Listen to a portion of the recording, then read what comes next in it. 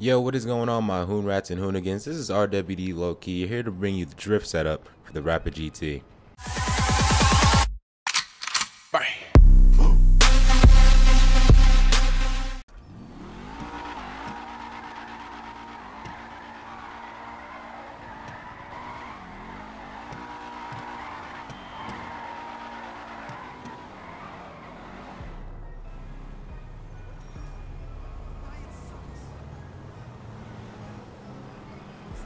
Alright guys, so here we are on our way to the LS Customs. Going to show you all the upgrades and modifications you need to put on this vehicle to get it nice and slidey. Now the first thing I want to mention is this Rapid GT has to be one of, if not the most high powered drift car in the game right now. I've done lots of tests with this car. It was lots of fun. This car is absolutely crazy. The amount of power, the amount of things you can actually pull out of this car is really pushing the limits of what you can actually do in Grand Theft Auto right now. So really excited to bring you guys this build. I am going to go ahead and warn you ahead of time. Some of the things on this Rapid GT might sound a little bit weird when I tell you in the setup, but I promise you when you put it on your car, you're going to love it. So just trust me on this, guys. Trust me, you're going to love it. Alright, so now that we are in the LS Customs, we're going to get straight into this build. The first thing you're going to take a look at it when you come in here is the armor on the Rapid GT. Now the thing about the armor on the Rapid GT is this car is so powerful that you can actually run 20% armor as opposed to a lot of other cars out there. Now the only purpose of you running for 20% armor would be for you to hoon out your car just a little bit more before you would have to repair it or restance it or do all that other tricks.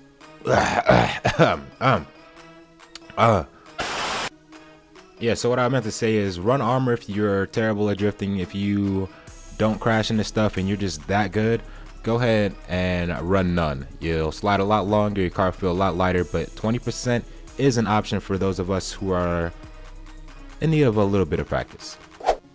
Now taking a look at these brakes, we're going to run stock like any other drift car. We don't want to be braking too heavy when we press that button down, especially for our double clutch technique. I'm not exactly 100% sure if brakes upgrades affect the handbrake, but you really, even when you press your left trigger brake, you don't want that to slow your car down too much. So go ahead and put stock brakes on here. Stock brakes.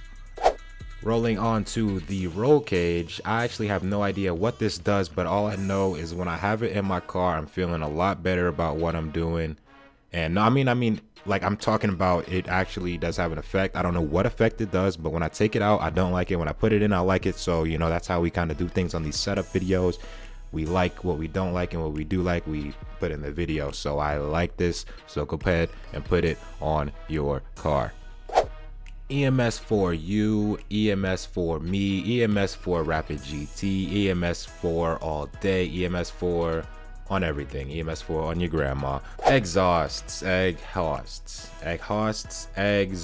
It just run aftermarkets. As far as exhausts go, the only exhausts we're really worrying about when we're drifting those cars is those shockatons, because they're hanging off a little bit far. You know, sometimes they get hung up on things, and we don't really like to get hung up on things. So run whatever exhaust you really want, but don't put that stock on there, because stock is, it's stock. Don't put stock things on your car. I mean, usually you don't put things, but you know what I'm saying. Alright, let's take a look at what is on the hood. We're running carbon hood. Stock hood, it's not out of the question, but you know, I kind of went with a carbon build on this car, so it only made it right to put a carbon hood on there. So, you know, I mean, you could run stock, but if you want to make a carbon build as like mine, obviously you're going to run the carbon hood because it's carbon and everything has to be carbon on a carbon build. Oh, and what a surprise, a carbon wing and a carbon car. Now, jokes aside, guys, you actually do want to run a spoiler on here. I would suggest the carbon wing.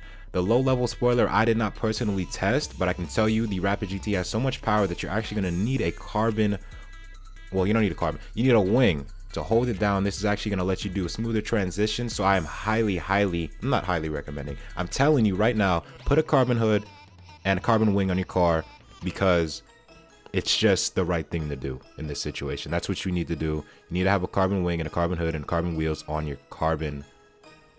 Just put more carbon on your car. Moving on to the almighty sports suspension. Now the sports suspension is not the one size fits all, but for the majority of cars that I have been testing, sports suspension is just proven to be so much superior than everything else. So do run sports suspension on this, and we will find that it will slide just like mine, because we're both running sports suspension. Because I mean, if we run the same build, we'll be both sliding at the same rate of speed and or distance. Alright, no surprises here. We're gonna run race suspension. Did I say race suspension? I meant transition, ladies and gentlemen. You can see it, I can hear it, you can hear me. You know what to do. Now we're now we're gonna go ahead and look at this non-existent turbo. Now I told you guys there was a couple surprises in this video, and here it is. We're actually gonna run a naturally aspirated car. I don't know, some of you guys might be pretty hyped about this.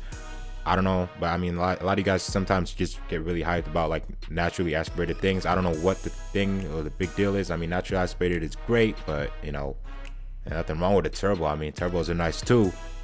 But anyway, don't put a turbo on this car, guys. What the turbo actually does is, I found when you have it on, it just, your car is getting, it's just going too fast to drift, if that makes any sense. I mean, it's just like, man, you know, it's just like, dude. Okay, so last but not least, we are now going to be looking at the tires. And a quick update, guys, I found some very important information about tires. Now, this is not groundbreaking, gonna kill your build type stuff, but we did find out from the racing community that off-road and tuner tires are the most grippy things you can possibly put on your car. So if you're running tuner tires on your car, I'm not saying it's going to kill your car, it's not going to kill your build, but it is going to give you a lot more grip than you might necessarily need. I tested this out in a Turismo. It's absolutely insane the amount of grip you get from tuner tires. If you guys want to go ahead and test this yourself, go ahead and throw some tuners on any car that you like to race, and you'll find that it's just gripping like insane. I don't know if this is with a new update or something like that, but man, I'm telling you, these tuner things and the off-road things, don't put those things on your thing. That's all I gotta say. You can run whatever else you want though, like high end and low rider. And I mean, if you're running low rider, if you put money rims on your low rider rims, don't come to my car meet. But you know, you can do it, but don't ask me for no invites. I'm just letting you know that right now. Okay, and the last and final step for the Rapid GT drift build is, of course, to slam that thing down. Now guys, we should all know by now, you cannot have bulletproof tires. You cannot have bulletproof tires on your car. Now to lower this Rapid GT, we're going to be using the LMG just because I like how many bullets it has in it. I don't have to reload it every time, because sometimes if you're running 20% armor, you're going to want that extra bullet in the magazine. You don't have to be reloading every time. If you have 20% armor, you can just kind of wail on it. If you don't have 20%, it won't be as bad, but it's still pretty easy to lower. This car is not hard to lower, guys. There's nothing specific. Just shoot below the brake caliper. Don't shoot above the center of the tire and it won't explode. A lot of you guys have been complaining in other videos that your cars are exploding and all this craziness. I can't really help you. I show you as clear as daylight. Don't shoot above the middle of the tire. Use it doesn't even matter at this point what gun you're really using. Just don't shoot it too much. Once you see it drop twice, go ahead and, you know, stop shooting at it. That's about it. Alright guys, so that's all I got for you today. Hopefully you enjoyed the build. Do give me some feedback in the comment section. How do you like it? What would you change about it if you had anything to change? Otherwise, is it perfect? Let me know, because you know, these things need to be talked about in the comment section. Go ahead and discuss it. Let the comment section on fire.